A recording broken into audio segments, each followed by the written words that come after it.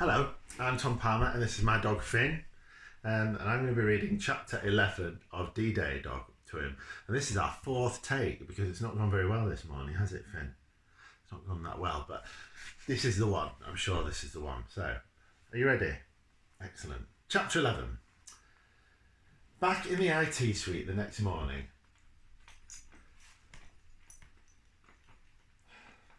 That's not a good start, is it?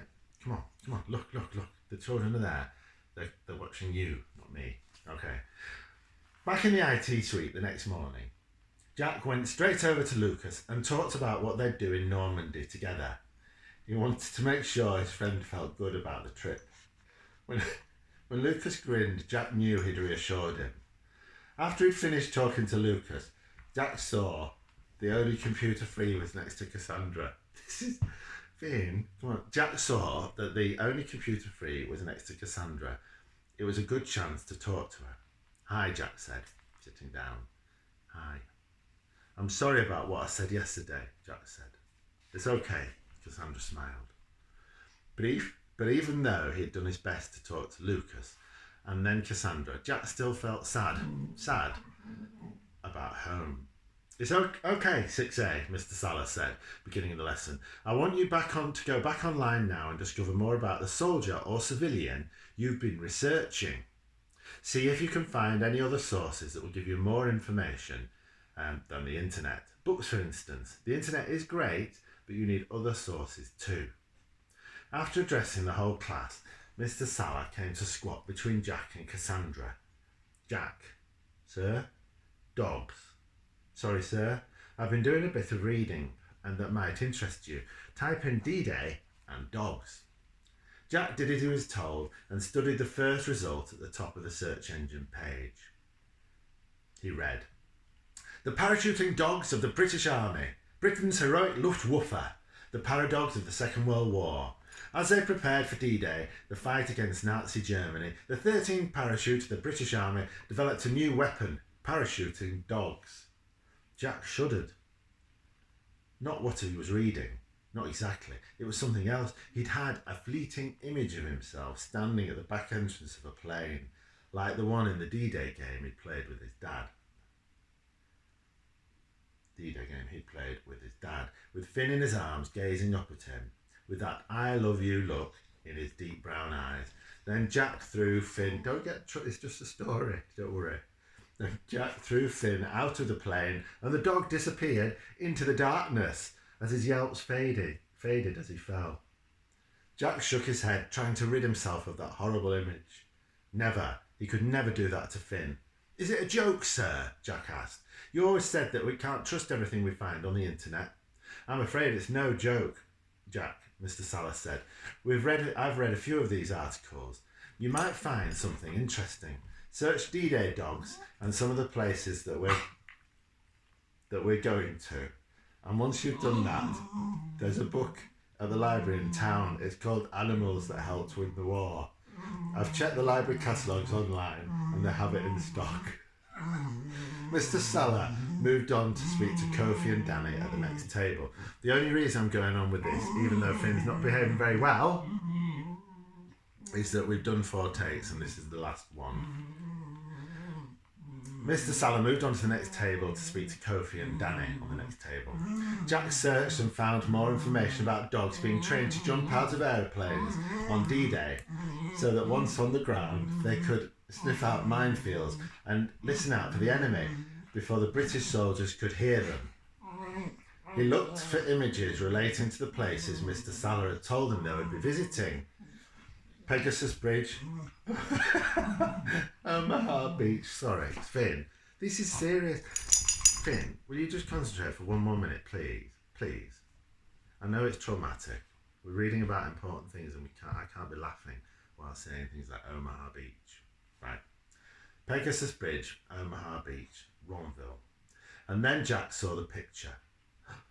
A German shepherd dog was staring out of the screen at him. It was tall with huge pointy ears, but even though it was a massive dog, it didn't look frightening.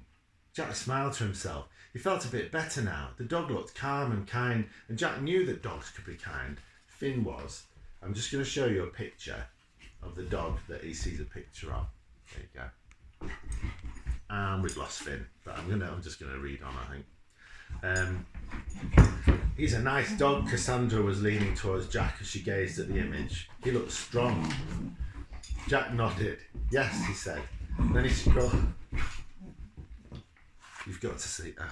Finn, come on. Excuse me. Go up on there. Up on there.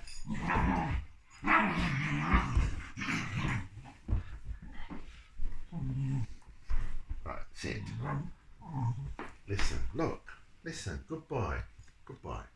I think because this story is about dogs doing brave things in war, it might be upsetting Finn, which is why he's behaving slightly oddly. Anyway, we've only got a couple of pages left to go. This is a shambles, this one today, isn't it? Anyway, Jack nodded. Yeah, he said. Then he scrolled down to read more. Somehow feeling proud of the dog, even though he'd only known about him for a few seconds. I like dogs, Cassandra volunteered. I had 2 dogs. Jack looked at Cassandra.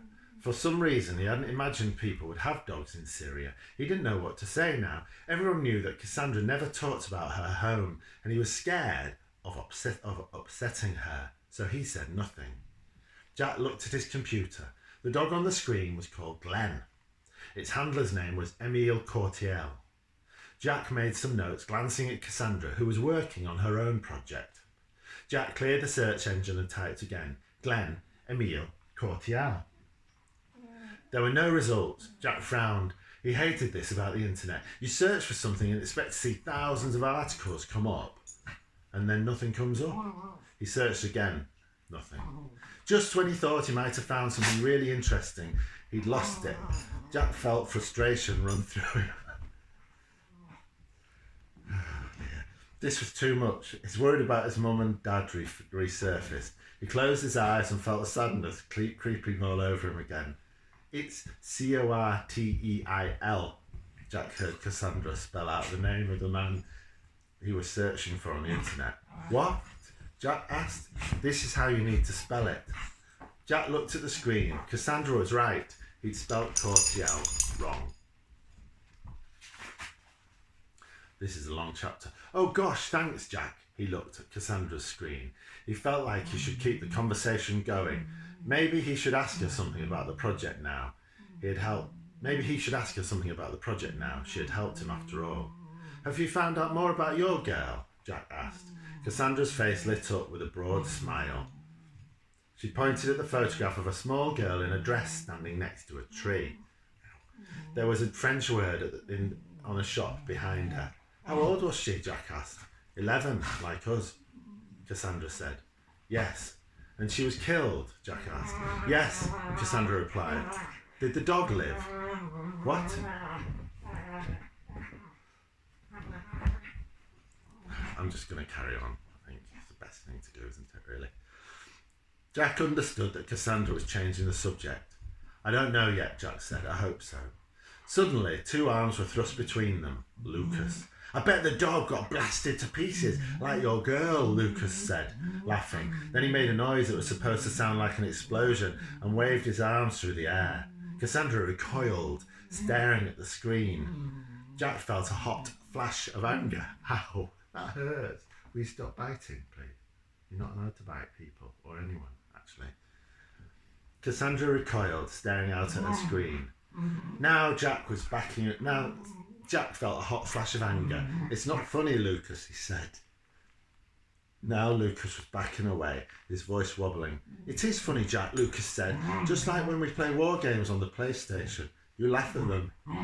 Jack shook his head. He really didn't know what to say. Finn, stop it. He and Lucas did like to have a laugh when they were playing video games, but this was different. Miss Khan was with them now. She took Lucas back to his seat. Sorry, Jack, said to Cassandra when his friend had gone. Cassandra smiled. It's okay, she said, and she stared hard at the screen again. At the end of the lesson, Jack was searching the internet. He had found out more about Glenn and Emile Courtiel.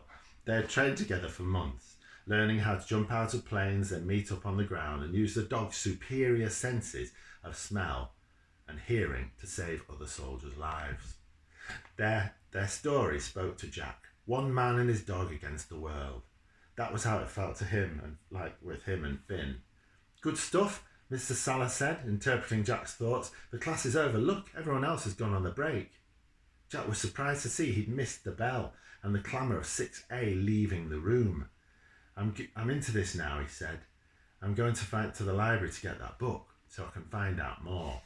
And that's the end of chapter 11. I hope that was all right. It was a bit of a long chapter. And I think sometimes when you're reading, let's talk to Finn about this. Sometimes when you're reading, Finn, and you're not in the mood to read, it's probably a good thing to do to stop, isn't it, and do it another day, which normally I do, I think.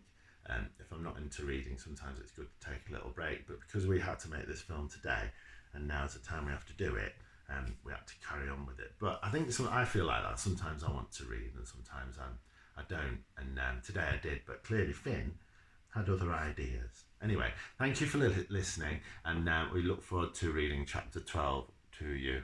Say bye-bye, Finn.